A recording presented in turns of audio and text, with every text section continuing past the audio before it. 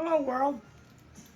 Patricia O'Connor and Frida, Reba, Darcy here. Let me pan over and get my little co-starlet here. That's a very concerned looking little Frida, Reba, Darcy. That one ear up, that one ear down.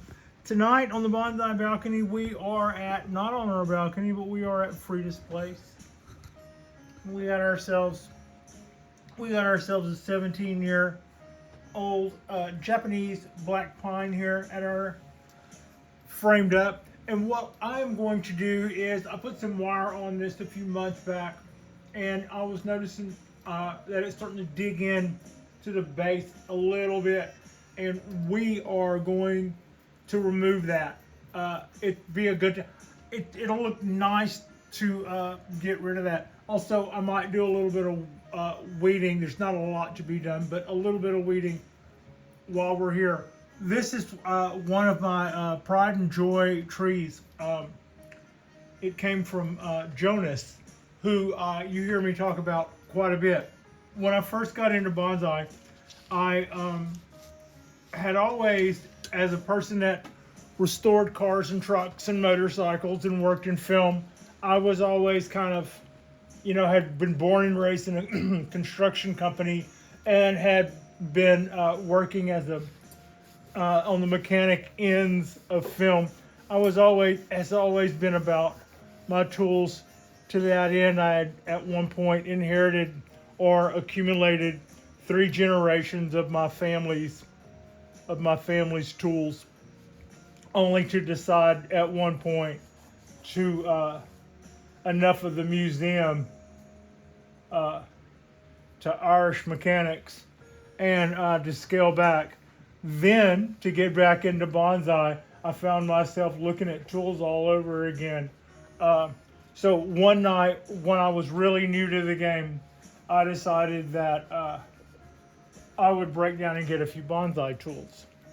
So I thought I would get a table, like the one we're sitting on, and I thought I would get a Lazy Susan, like this guy here.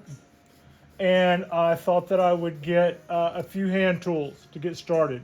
Some pruners, some kind of rake, some tweezers, that kind of stuff.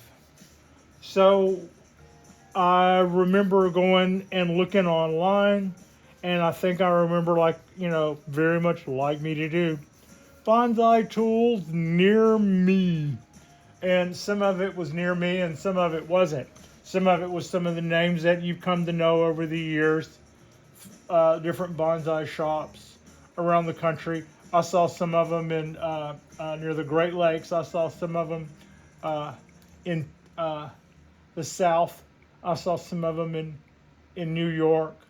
And I saw some of them that looked like they were a little closer by.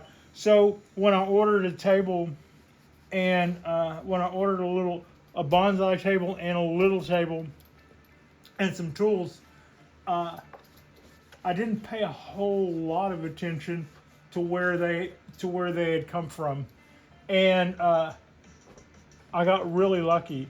They not only were they close by, they were super close by, and I was about to make a really good contact. And that was Jonas, who has the blog Bonsai Tonight. I believe he has also does. I didn't remember locking that. I believe he also does YouTube videos now, but he's pretty well known for his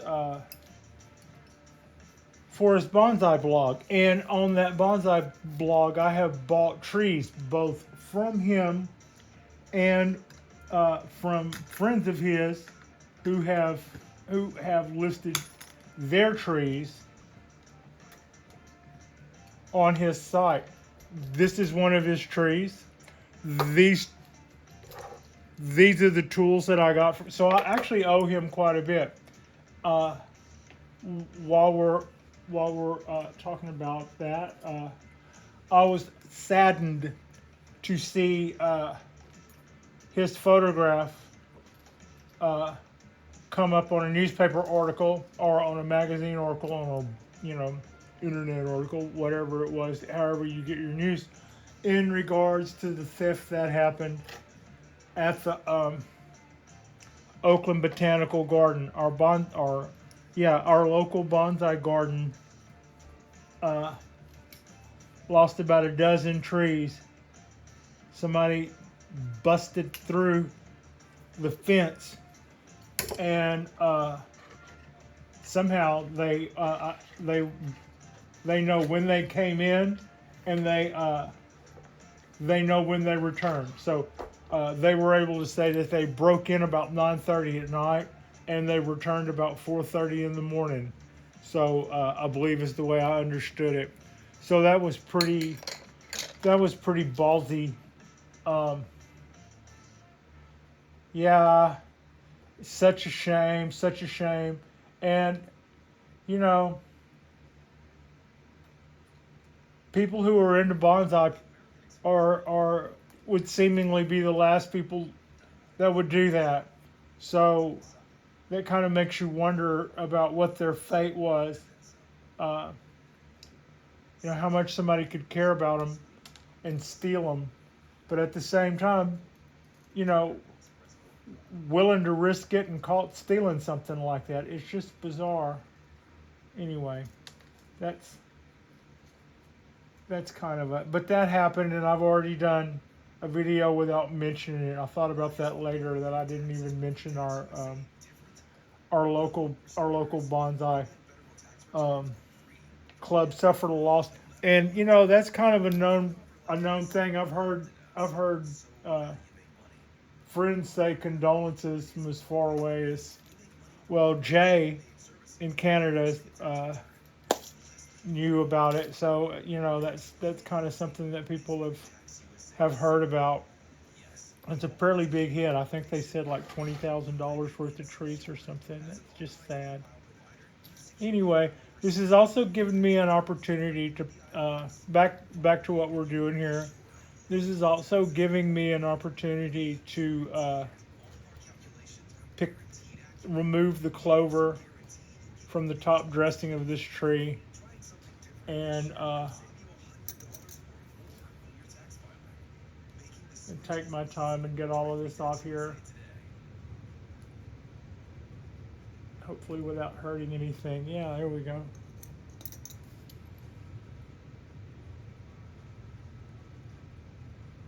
Don't know if that's hurting anything the way it was. Maybe that one. I've got one here that's kind of wrapped up tight. I didn't. Ooh. So it's raining really hard at the moment. It's Thursday night, which means tomorrow. Which means for me it's a school night. I go in tomorrow on Friday, and but it's also Friday, so I go in tomorrow knowing darn good and well that when I get off work that afternoon, that I'll be gone for 2 days. I get the weekend off with you guys, and who knows what we will get up to.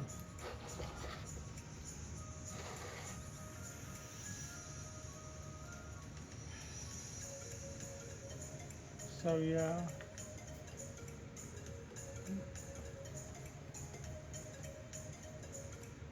I like the idea of getting rid of this extra wire. I didn't like the looks of it. It served a good purpose. We pulled all those limbs down. I think we got those to set a little.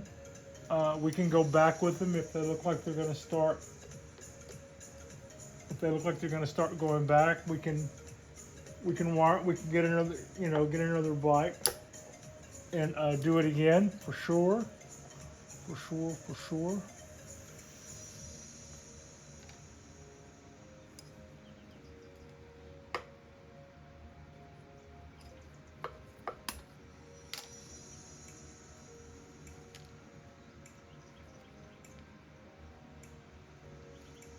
Okay.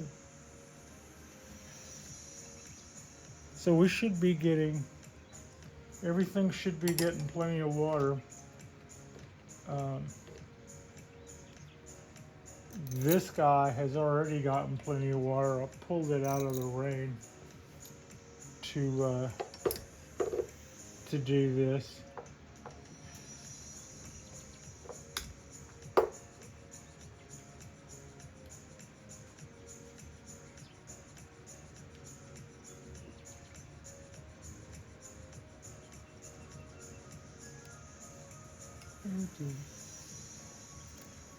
I'm keeping my copper,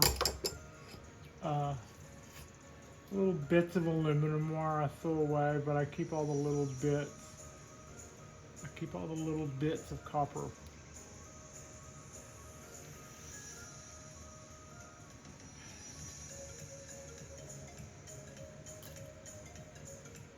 Okay. I just saw a wire was cutting into the tree and went, well, we'll bring that in and get rid of it. I didn't really notice which one it was. And it doesn't matter because everything hinged on that. But the wire that was cutting into the roots was the wire that I wired it down with when I did my repot. So when I removed the one that was actually about to really start biting in, it was the one that used to anchor us. We're anchored now, so I don't really feel bad about losing it. But these that were hinged off of it, I hadn't really noticed them as being the problem. It's that the one that was the problem had all of those other guys hanging off of them. So hanging off of it. So that's kind of what took the foundation off that work. But I believe it's already worked. You know, all of those limbs are pulled down, I think, pretty well. It's like I said, if they start to relax, we can go back with this.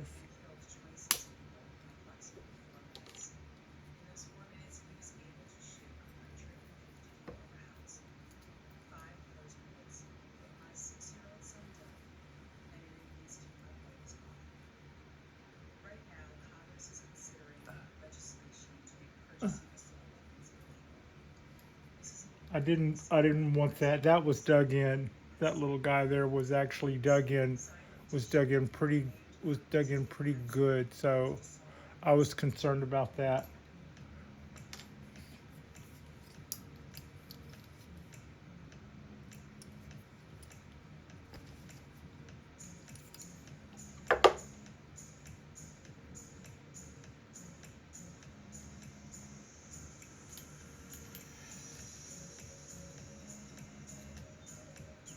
Gonna look a lot better when I get this wire off. Sometimes, you know, we should like the trees, probably, but there are some things.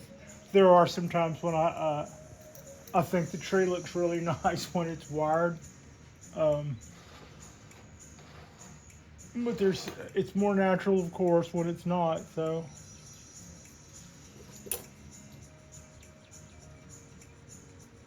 Yay. Yay.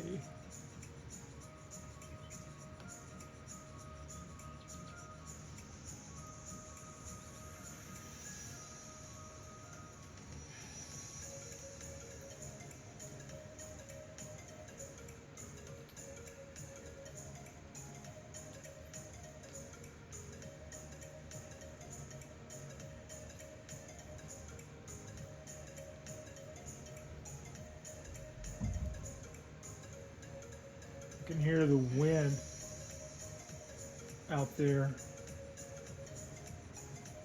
It's doing a number.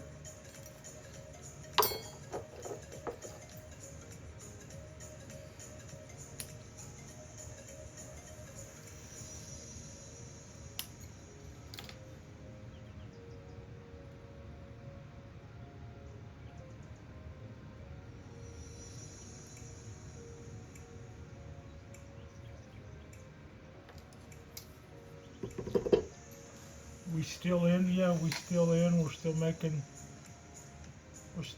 movies. Okay. No way of knowing.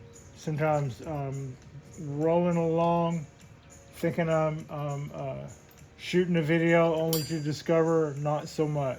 That happens more lately than not, and I don't know, way it goes.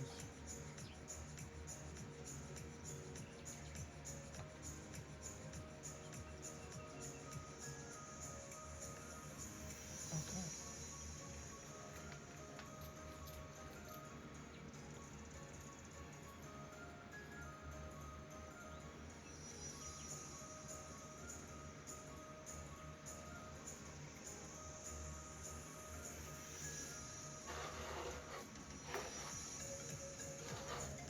It's got it.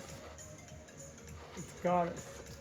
Got a little wire here on this branch and a few other branches that are helping to pull down. That wasn't our problem. That wasn't the part that was rubbing in. It was my original anchor. My original anchor wire was what was rubbing in there, and so yeah.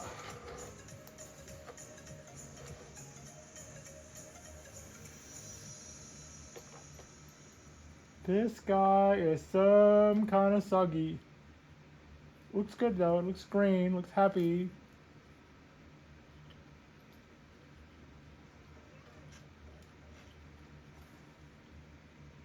Let's clean this up, Patricia.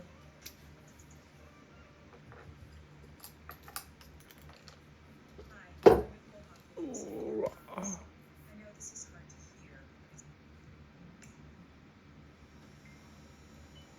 Okay.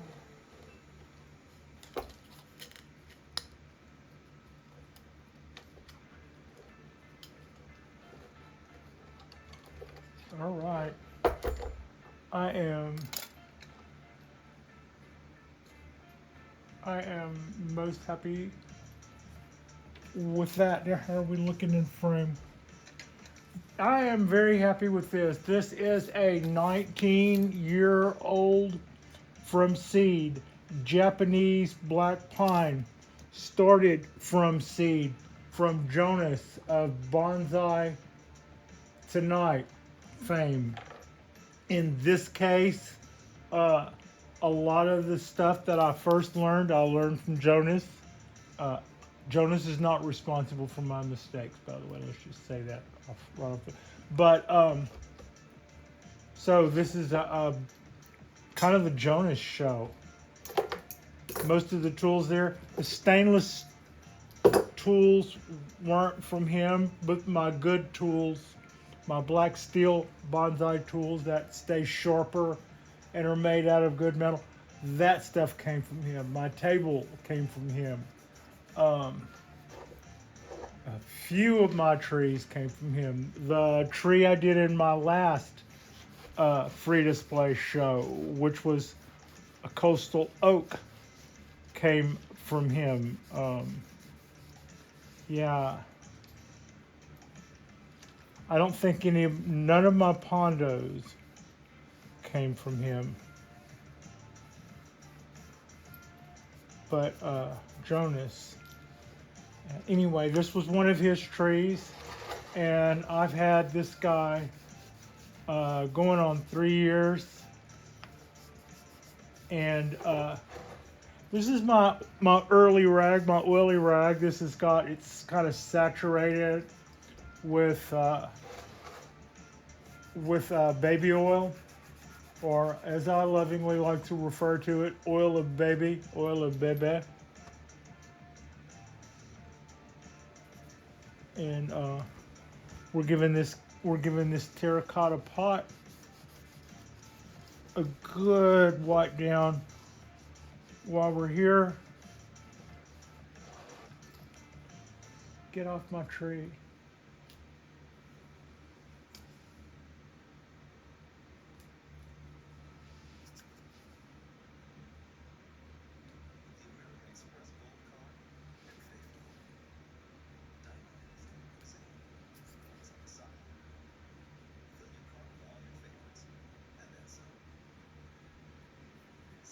Do, do, do, do, do.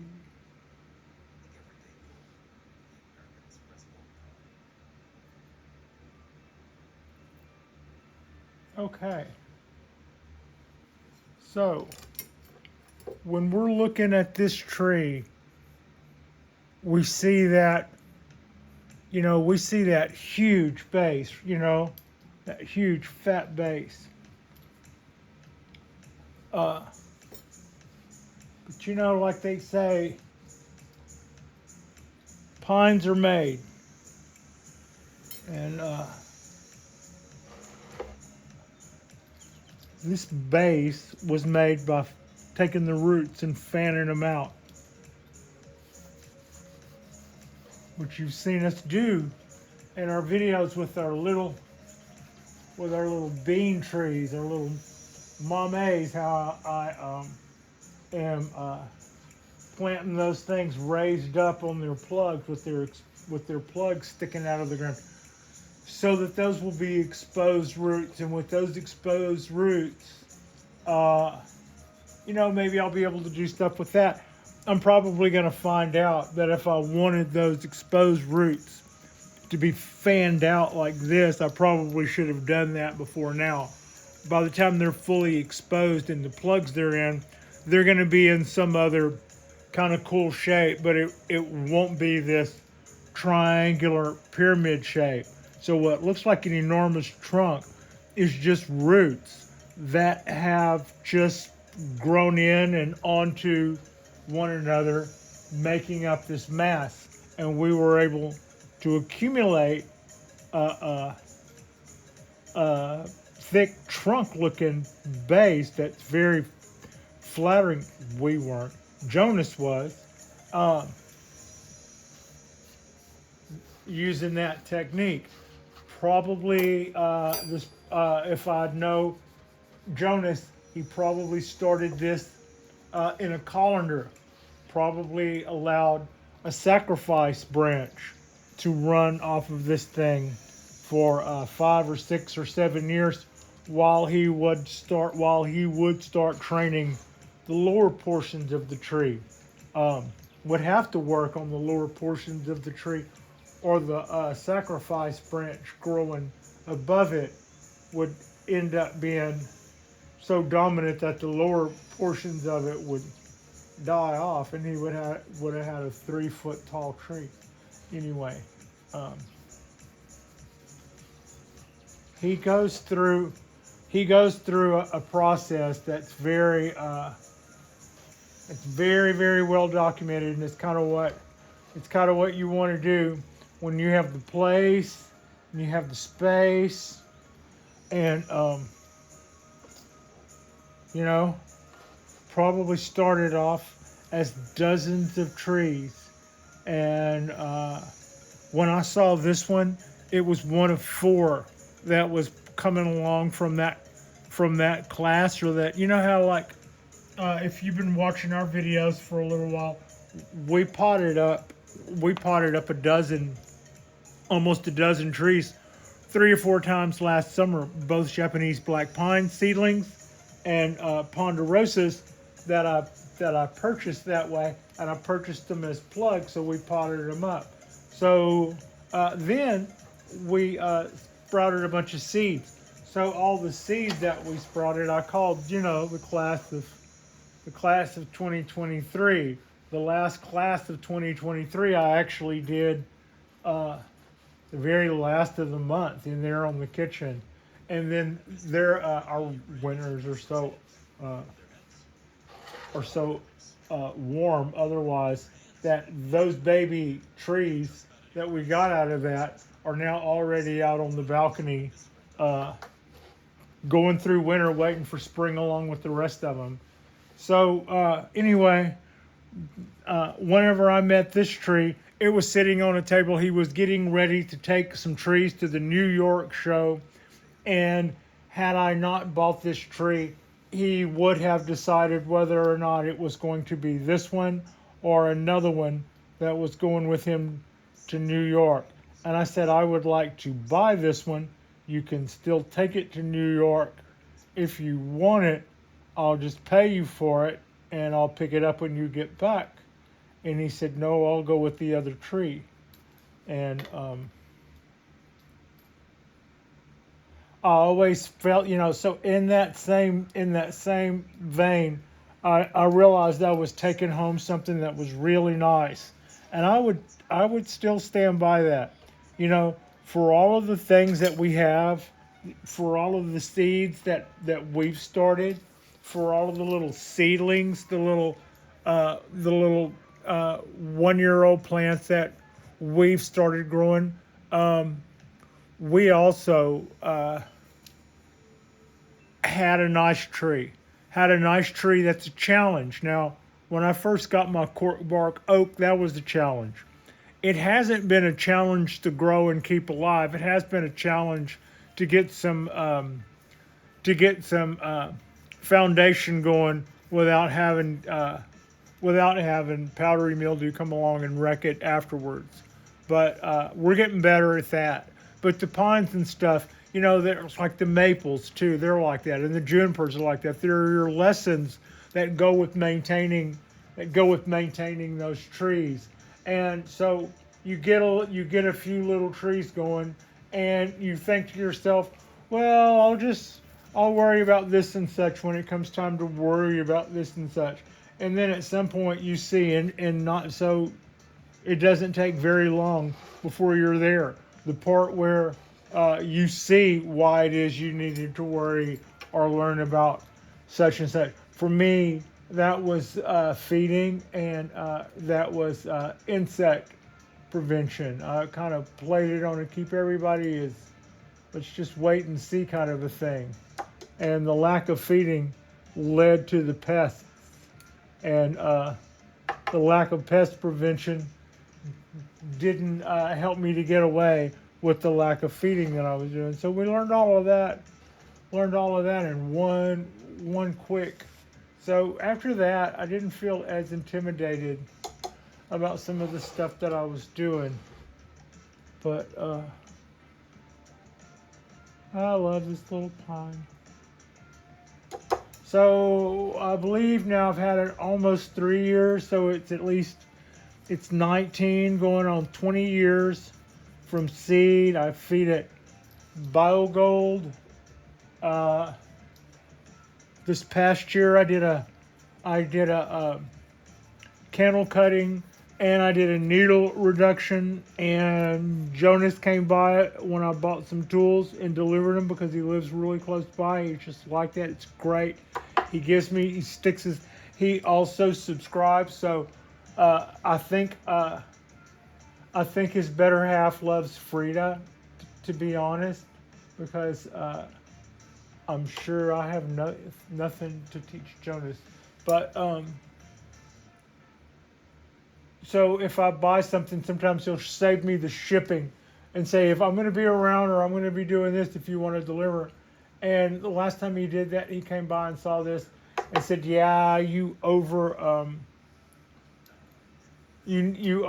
that, and now it's got juvenile foliage as a little mini freak out. And I said, oh, well, it'll grow out of that next year. He goes, no, about 3, you'll see that for the next blah, blah years. So live and learn, but we're getting better. That's better than, in this case, it's still good that I'm doing stuff as opposed to not doing nothing, waiting and seeing.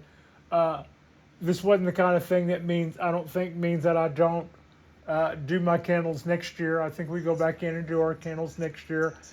And I remember next year that last year I overthinned the needles and try to behave my silly self. When I saw it, though, it was getting that. I picked up the tree when it had just had its needles thinned, and my impression of it then was it looked like it had just gotten a pretty heavy haircut. And so a couple of years later, Pat comes along and did what she kind of did by memory, and I was told I overdid it. It looked overdone to me when I got through. It looked overdone to me when I picked it up too, though. I don't know. I think I probably, in hindsight, I think in hindsight, because it was my first time, I probably ended up doing more uh, than I meant to. I think that would have been really. I think that would have been really easy. So yeah, okay. I got rid of a couple of the old needles. Not a lot of them. Not many of them. You also need to keep dead needles, just like you need to keep old needles. Uh, the tree uses all of those to stash stuff. They all stash different things that the tree lives off of. And so, yeah, so I kind of cleaned it up. We went through and removed that wire. Boy, that looks a lot better with all that copper off of there. Like I said, sometimes I like a tree after it's been wired. Probably shouldn't. I should probably like them better when they're all on natural. But you know, there's something about copper that's just appealing to look at. I don't mind the copper that I see on here. I don't see it digging in yet. I'm not going to mess with that anymore. But that's all we're going to do to that. Easy peasy. No harm, no foul. Um, like and subscribe if you guys haven't already. Our next drop will be in a couple of days. We'll do some stuff this weekend. We're gonna go turn right around and go right back into another weather event. This one was not as bad as what they said it was going to be, but at the same time, here they said by today, I think they were expecting it to be over, and we've gotten as much rain today here in our location as we did over any of it. So we've gotten quite a bit of. And it was never flooding or anything. It was just like a heavy drizzle for going on 3 days, and now they're promising that we're about to get it really heavy for the second wave. And this may be off and on. We might just be doing this for a minute. I'm trying to keep an eye on it. I hope my ponderosa that's outside up north in Auburn is not getting too wet. But it's colder up there, so that could even be snow, which it would actually be used to. I appreciate you. Frida, Reba Darcy appreciates you. And thank you so much for watching.